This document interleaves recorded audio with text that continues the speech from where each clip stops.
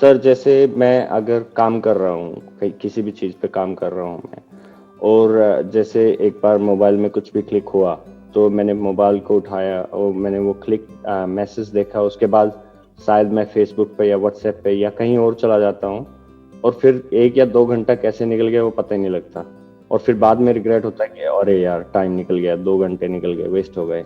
ये अकेले आपकी प्रॉब्लम नहीं है, ये सबकी प्रॉब्लम है आज की डेट में, जिसे बोलते हाँ हैं जी सर। सोशल मीडिया की दुनिया, इंटरनेट की दुनिया। यहाँ पर जो वैल्यू है वो आपके पैसे की इतनी नहीं है, क्योंकि पैसा तो आ ही जाएगा उनके हाथ में, अगर आपका टाइम आ गया तो, यानी आपकी अटेंशन आ गई तो।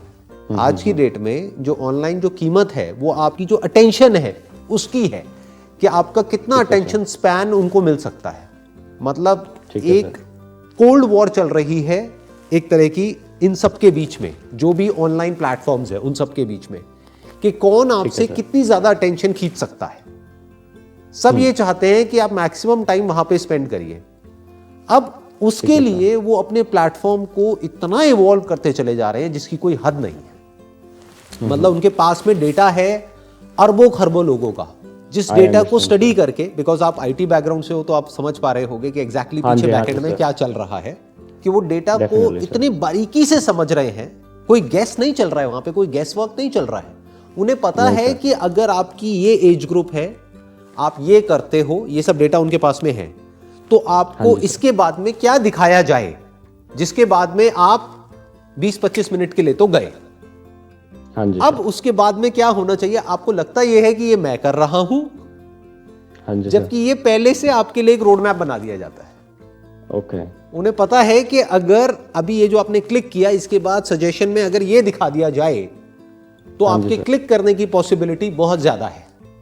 तो इससे आप नहीं बच सकते, इससे कोई नहीं बच सकता। एक इंडिविजुअल कैसे बचेगा इससे, सोचो। हजारों लाखों लोग पीछे लगे हुए हैं इन प्लेटफॉर्म्स के, जो इस टेक्नोलॉजी को और इस डेटा को यूज कर रहे हैं आपके माइंड को मैनिपुलेट करने के लिए। तो इनके लिए बड़ा आसान है।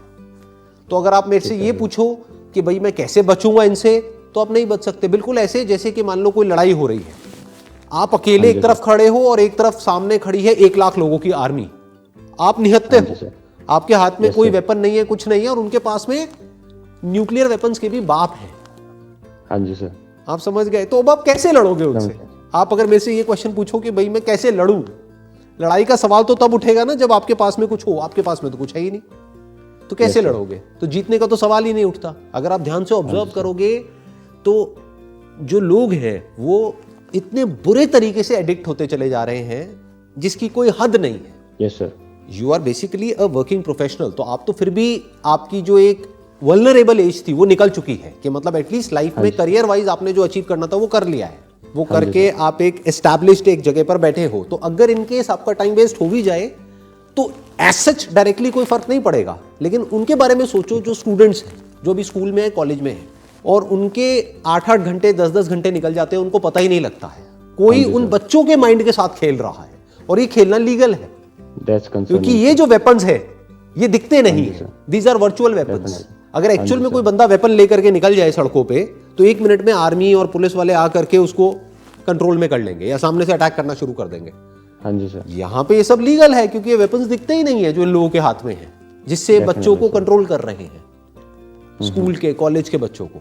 सोचो उनका क्या फ्यूचर होगा, सोचो उनकी बॉडी का, उनके माइंड का क्या हाल होगा।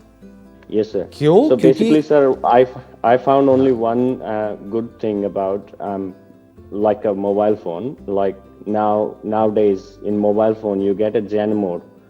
If you put your mobile in Zen mode, that means you can receive the phone calls, but you can't unlock your phone. You can decide how many hours you want to put your phone down, and then you can decide, okay, 5 hours I want to put my phone down. You enable the Zen mode. Even if you reboot your phone, still it will not unlock for 5 hours.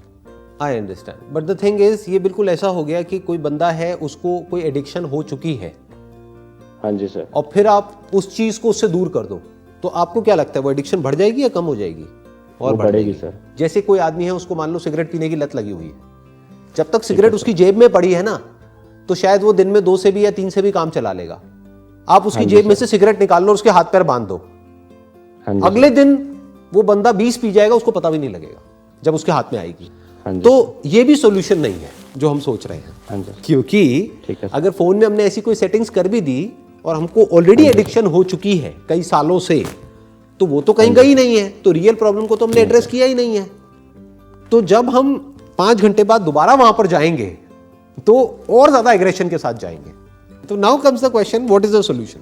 Solution है, हाँ जी वो solution क्या है कि आप अपने अंदर झांक करके देखो कि क्या कोई मीनिंगफुल या कुछ कंस्ट्रक्टिव या कुछ क्रिएटिव कोई डिजायर्स हैं आपके अंदर या नहीं है। अगर नहीं है तो उसको मैनिफेस्ट करो। अब उसको मैनिफेस्ट कैसे करोगे? जो भी हिडन अंदर से आता है आपको करने के लिए, उससे रिलेटेड इंफॉर्मेशन को गैदर करो।